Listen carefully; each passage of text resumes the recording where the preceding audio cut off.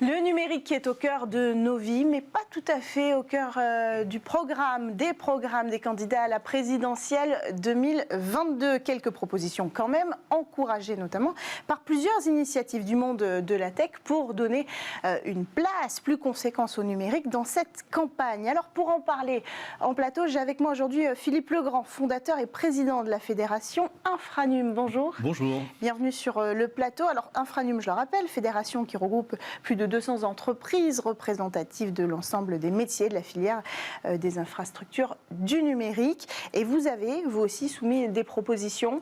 Combien ?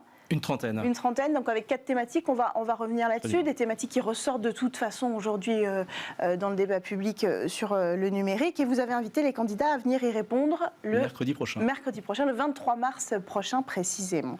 À vos côtés, Marianne Tordeau, directrice des affaires publiques de France Digital. Bonjour. Bonjour.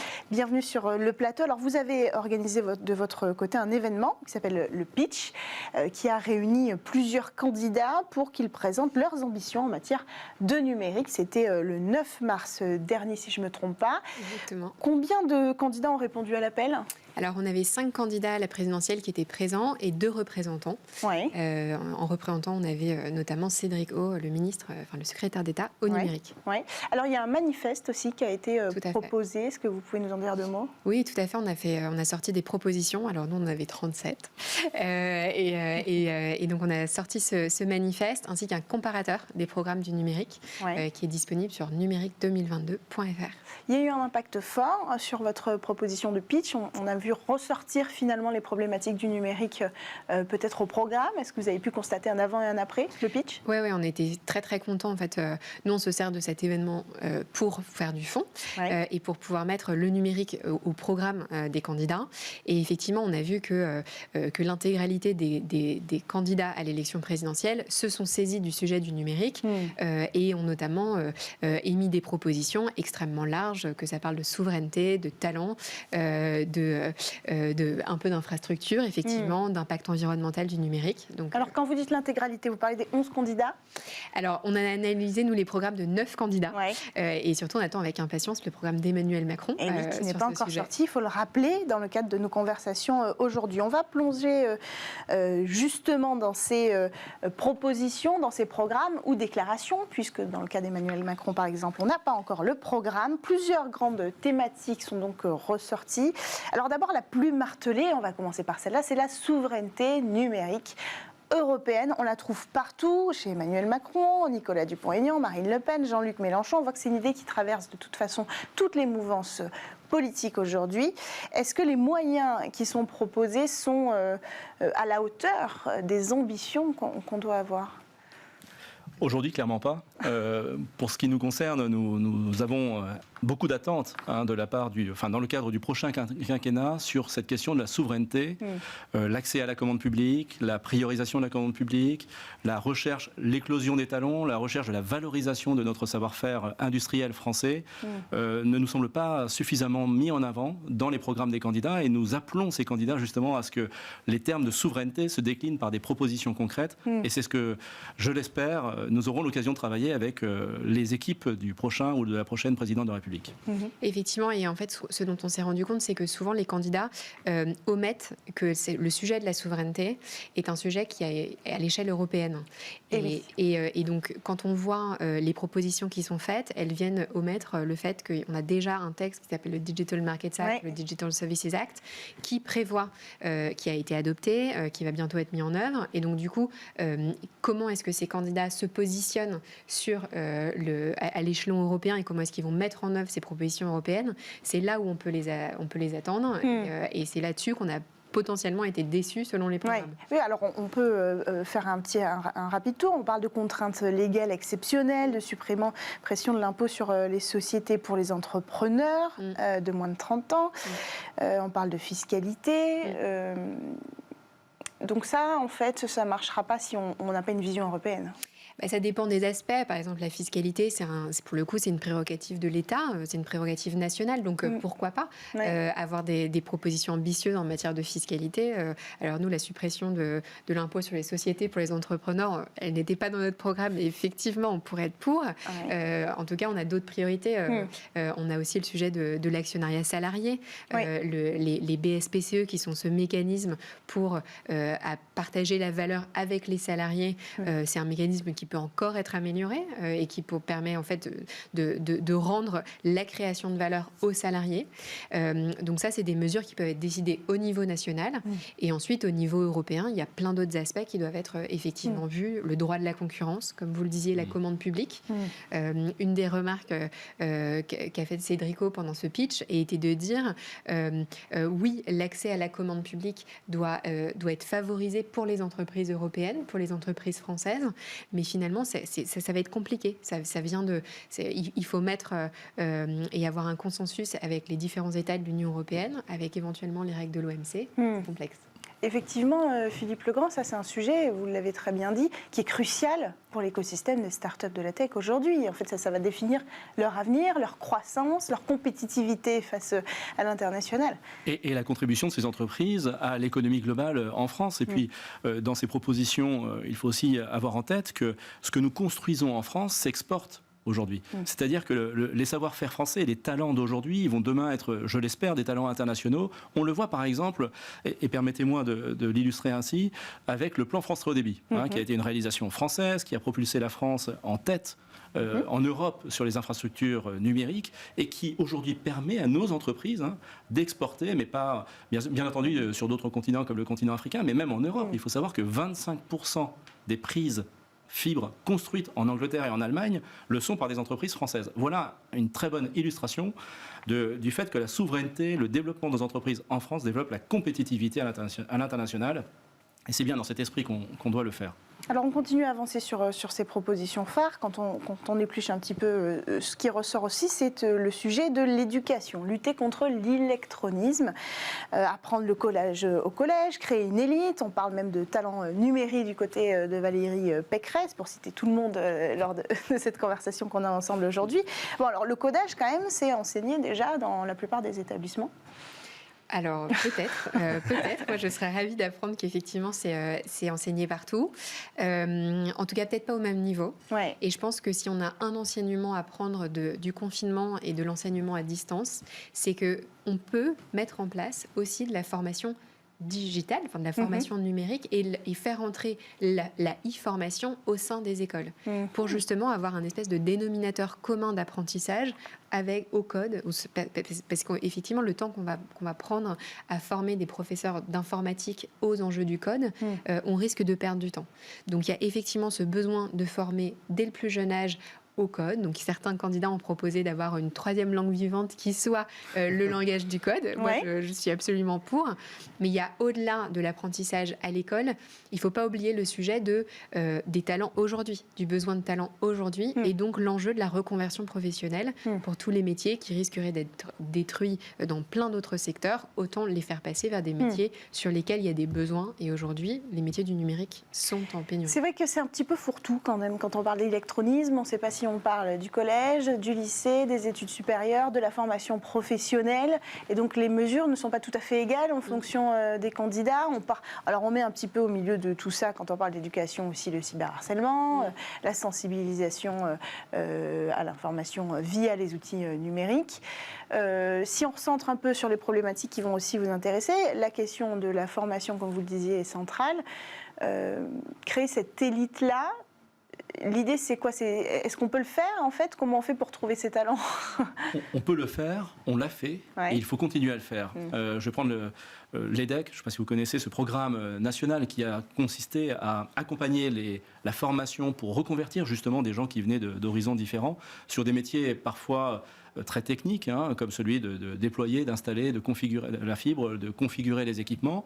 On l'a fait, on a quand même créé 40 000 emplois en moins de 5 ans sur la filière des infrastructures numériques. Et maintenant, il faut reconvertir, continuer de cette démarche pour tourner ces emplois-là vers les territoires durables et connectés, vers les infrastructures mobiles, vers les gros chantiers d'avenir qui se dressent devant nous. Et est-ce que les candidats ont l'air d'avoir compris cette importance ? Alors le gouvernement, l'État, dans toutes ces déclinaisons l'a compris. Il faut poursuivre, nous demandons à poursuivre ces investissements-là et cet accompagnement avec notamment beaucoup plus de transversalité au sein de l'État. Nous avons une proposition en commun avec France Digital et avec beaucoup d'acteurs qui consiste à demander une sorte de ministère du numérique, de plein exercice, pour mieux gérer la transversalité dans les différentes divisions de l'État, et Dieu sait si elles sont nombreuses, et de façon à porter ces politiques publiques de façon beaucoup plus efficace qu'elles ne le sont aujourd'hui.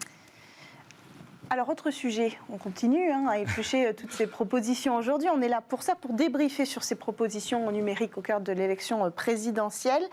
On a vu apparaître cette thématique, à la fois portée, d'ailleurs, elle ne s'est pas extrêmement répandue, par Anne Hidalgo et par Yannick Jadot, l'écologie et la sobriété au travers du numérique. Un numérique plus écologique, c'est une proposition qui ressort à peine, mais qui quand même est une problématique assez forte aujourd'hui. Est-ce que du côté des startups, c'est un sujet encore un peu frileux ou pas ? Alors, pas du tout frileux. Nous, c'est intéressant. Donc, nous, France Digital, on représente à peu près 2000 startups, une centaine de fonds d'investissement. Et on a plus de la moitié de notre base qui vient nous voir très régulièrement. Et d'ailleurs, on a un programme Impact au sein de France Digital. On a plus de la moitié de notre base qui nous demande comment faire pour créer ab initio une entreprise qui soit socialement et environnementalement responsable. D'accord. Et donc l'enjeu de la sobriété numérique et de la RSE, ça fait partie de l'ADN des startups aujourd'hui. Donc ça, premier point. Ensuite, le deuxième sujet, c'est est-ce que les candidats ont bien compris et est-ce que leurs propositions sont cohérentes et suffisamment ambitieuses. Là-dessus, j'émets quelques doutes. Par exemple, on a pu constater que certains candidats proposaient un moratoire sur l'implantation de centres de données, donc des data centers en France, dans un objectif davantage de sobriété numérique, de respect de l'environnement. Pourquoi pas ? Le seul problème, c'est que ce sont ces mêmes candidats qui vont nous dire on veut aussi un cloud souverain. Et là-dessus, en fait, comment avoir un cloud souverain et en même temps de demander à ne pas avoir d'hébergement de données en France, là-dessus, il y a un manque de cohérence. Donc, il faut absolument qu'ils poussent les raisonnements jusqu'au bout. Et donc, pour un moyen d'avoir une certaine sobriété numérique avec des centres de données et du cloud souverain, c'est d'exiger, par exemple, d'avoir de la neutralité carbone dans les centres de données ou dans les data centers. Ça tombe bien, on a des entreprises françaises qui le proposent. Des OVH, des Scaleway le proposent.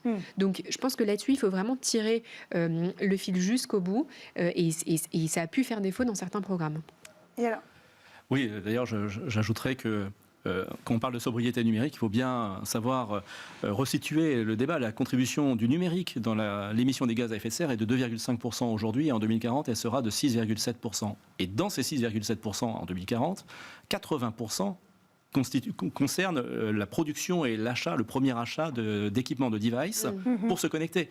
La partie réseau, la partie hébergement de données est importante, il faut la traiter, bien entendu, mais traitons bien la question de la prolongation de la durée de vie des équipements. Il me semble que c'est l'axe numéro 1 sur lequel, d'ailleurs, certains candidats se penchent et qu'il faut pousser.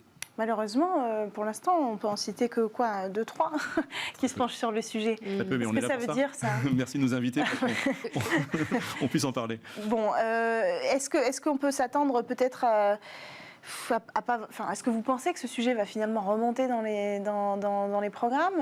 On voit qu'il y a des propositions sur baisser la TVA sur les produits reconditionnés. On voit aussi, donc, par exemple, une Valérie Pécresse a dit que ce qu'elle souhaitait, c'était justement pouvoir accompagner et donner une prime pour l'achat de produits reconditionnés. Je pense que ça va dans le bon sens. Maintenant, ce qu'il faut aider, les besoins des reconditionneurs aujourd'hui, des entreprises comme Back Market, e-commerce et autres, leur enjeu à elles, c'est de pouvoir avoir accès aux pièces détachées, parce qu'il y a quand même un très gros trust fait par les créateurs et très concrètement des Apple, des Huawei, etc., les constructeurs de devices qui gèrent le marché des pièces détachées et qui du coup contrôlent le reconditionnement. Donc on a déjà eu des lois en France qui ont très récemment une loi notamment sur l'environnement et le numérique qui ont poussé des propositions en ce sens. Maintenant, ce qu'on attend, c'est qu'elles soient appliquées et assez rapidement. Alors on enchaîne avec la cybersécurité, ces enjeux-là. Alors on en parle beaucoup dans le débat public. On les voit ressortir assez logiquement finalement dans les propositions des candidats. On parle même de réarmement numérique. Ça c'est pour Valérie Pécresse. Jean Lassalle parle de renforcer la cyberdéfense avec un budget plus conséquent. Alors ça c'est un sujet qui fait consensus. Est-ce que les propositions, encore une fois, sont à la hauteur des risques que ça peut représenter, par exemple, pour les entreprises ? Ce qui nous plairait, c'est que les propositions que nous formulons soient entendues par les candidats et reprises dans leur programme. La cybersécurité, c'est aussi et avant tout la sensibilisation et l'accompagnement de nos entreprises, nos PME qui travaillent aujourd'hui avec les outils du numérique et qui ne sont absolument pas sensibilisés, qui sont loin de ces problématiques-là. Nous demandons le rétablissement de conseillers numériques auprès des entreprises. Nous suggérons un plan d'investissement pour la communication vers la digitalisation des entreprises. Vous savez qu'on a beau être le pays en France avec les meilleures infrastructures numériques. Alors c'est nouveau, ce n'était pas le cas avant le quinquennat, mais maintenant c'est le cas et ça va durer longtemps puisque nous sommes le pays en Europe qui déploie le plus de réseaux optiques. Donc le premier est celui qui déploie le plus et malgré ça, on est dans les derniers en matière de digitalisation de nos entreprises. On parlait d'électronisme, mais c'est vrai aussi peut-être pour toutes nos entreprises qu'il convient d'accompagner et la cybersécurité est criante en la matière puisqu'on ne compte plus les exemples d'entreprises pénalisées et d'institutions publiques. Et d'institutions publiques, bien entendu. Il faut le rappeler, évidemment. Est-ce que vous rejoignez, Marianne Tordeau, Philippe Lecamp sur ce sujet ? Est-ce que concrètement, le danger a été saisi ? Écoutez, je ne sais pas. Je pense qu'en tout cas, on a des propositions dans les programmes, ça c'est sûr. Ouais. Maintenant, ce que je veux voir, c'est aussi, est-ce que les équipes de campagne, par exemple, se sont suffisamment armées ? On avait fait une étude France Digital avec Wavestone en juillet dernier, où le but, c'était justement d'identifier tous les risques de hacking de la campagne, en identifiant l'intégralité des parties prenantes. Donc, c'était non seulement les partis eux-mêmes, les équipes, mais aussi le lien avec les bénévoles, etc. Et quand même, dans cette étude, on avait constaté un certain désarmement technologique des équipes de campagne. Ça veut tout dire. Un peu moins d'un an du lancement de la campagne. Ouais. Alors certes, depuis, on a un certain nombre de services publics qui ont été créés justement pour venir pallier à ces défauts. Mais je pense que ça serait bien que les cordonniers soient eux-mêmes les mieux chaussés. Et là, pour l'instant, je crois que c'est assez léger. Oui, effectivement. Alors, vous avez cité à un moment donné la question du cloud souverain. On a quand même l'impression que c'est le grand absent de ces propositions. Oui, je pense que si vous voulez, c'est toute la difficulté de ce genre de campagne présidentielle, d'ailleurs très courte, sur lesquelles les sujets ne sont pas suffisamment approfondis. On a besoin de fédérations et d'acteurs comme nous pour peut-être mettre des choses très concrètes sur la table. Infranum est une fédération extrêmement pragmatique et concrète. France Digital l'est également. Et sur le cloud souverain, nous avons des propositions pour développer les data centers de proximité. Parce que vous l'avez évoqué, Marianne, la difficulté que nous avons, c'est qu'on ne peut pas parler de cloud souverain sans parler d'hébergement des données localisées et au plus proche des territoires qui d'ailleurs rejoint les problématiques environnementales. Donc nous avons des propositions effectivement pour développer les data centers de proximité. Nous souhaitons pousser cela chez nous et j'espère que nous serons entendus, mais nous aurons l'occasion bien sûr de rencontrer, comme nous l'avons toujours fait, les équipes du ministère du numérique qui évidemment sera créé parce que tout le monde le demande. Oui, le 23 mars prochain, vous rencontrez déjà les candidats, tous les candidats absolument. Pour qu'ils répondent. Tous d'ailleurs, les 11 ? Tous ont été invités. Tous ne seront pas présents malheureusement. On enregistre 7 confirmations de présence par des candidats et parfois effectivement par leurs représentants. On comprend que pour certains ça soit un peu difficile. Marianne, qu'est-ce que ça veut dire quand on se rend compte que le cloud souverain, concrètement sur le papier, c'est que dans le programme d'Éric Zemmour ? Quasiment. Oui. Alors, c'est pas vrai. Éric Zemmour parle aussi de Web3, de métaverse. Non, bien sûr. Mais il fait partie des seuls à parler du cloud souverain. Alors oui. Alors après, les autres se sont quand même positionnés sur des enjeux, par exemple, annexes. Par exemple, beaucoup ont critiqué la manière dont le Health Data Hub avait pu être hébergé. Enfin, les données du Health Data Hub avaient été hébergées par Microsoft. Donc en fait, ça a été parmi les sujets du pitch qu'on a organisé. en fait, ce que je constate, c'est plutôt que cloud souverain, moi, je l'ai beaucoup entendu dans la bouche des candidats, sans pour autant comprendre vraiment ce qu'il y avait derrière. Ouais. C'est-à-dire que souveraineté, pourquoi pas ? Nous, on adorerait avoir ces solutions, exactement. Mais est-ce que c'est possible ? Finalement, par exemple, si le Health Data Hub a utilisé Microsoft, c'est peut-être aussi parce qu'à cette époque-là, ceux qui pouvaient absorber le montant, la quantité de données et la complexité, c'était à cette époque-là une entreprise américaine. Donc, mais aujourd'hui, c'est peut-être jouable. Mais aujourd'hui, exactement, c'est peut-être jouable et peut-être que l'État peut accompagner la création de ce genre de cloud. Tout à fait. Alors, on a épluché quelques-unes de ces thématiques. Ma question pour terminer, est-ce qu'il ne manquerait pas une vision globale de ce que doit être le numérique demain, à l'échelle française et à l'échelle européenne ? Alors oui, alors moi je ne peux qu'abonder en ce sens. J'ai trouvé que effectivement peu de candidats avaient une vision de fond, incarnaient le sujet du numérique et surtout avaient compris que le numérique, c'est pas uniquement quelques mots-clés, cloud, métaverse, Web3. Ouais. En fait, le numérique se diffuse dans l'intégralité des services publics. Ouais. Et je pense que nous, on aura fait notre job quand, lors de prochaines élections présidentielles, en matière de santé, on parlera de santé connectée. En matière d'éducation, on intégrera le numérique dans les programmes de l'éducation et que du coup, le numérique sera partout. Je suis bien d'accord avec ces attentes. Je voudrais rappeler également quand même que ça a évolué. Ça fait quelques années, enfin quelques dizaines d'années que nous avons des secrétaires d'État à l'économie numérique. Sur les 5 dernières années, remarquons la réussite du plan France Très Haut Débit, le New Deal du mobile, l'accompagnement de nos licornes, ces champions nationaux qui bénéficient enfin d'un accompagnement à la hauteur de leurs attentes. Alors, est-ce que ça veut dire que nous avons une vision suffisamment globale ? Non, bien sûr, on est tous d'accord pour dire qu'il faut aller encore plus loin et appréhender le sujet plus profondément. Toutefois, nous avons déjà parcouru pas mal de chemin et on s'oriente, en tout cas, dans la bonne direction. C'est juste dommage que le numérique soit aussi absent de cette campagne présidentielle alors qu'il devrait être présent partout. Et le départ de Cédric O, qu'est-ce que ça dit ? Écoutez, en tout cas, ce que j'ai constaté pendant le pitch, c'est qu'il y a eu une certaine émotion de la part de Cédric O, mais aussi de l'ensemble des participants. Écoutez, je pense que c'est intéressant. Il l'explique comme un cycle. Je pense qu'il s'était engagé à ne pas faire de la politique, mais à être un véritable doueur, en bon français. Et donc, je pense qu'effectivement, ça peut être pas mal de tourner la page, d'avancer, d'avoir quelqu'un qui incarnera ce sujet. Effectivement, sûrement un ministre, espérons-le. Merci à tous les deux d'avoir pris le temps de venir sur le plateau de Smart Tech aujourd'hui pour faire le point sur les propositions au numérique des candidats à la présidentielle 2022. Marianne Tordeau, je rappelle que vous êtes directrice des affaires publiques de France Digital. Philippe Legrand, vous êtes fondateur et président de la fédération Infranum.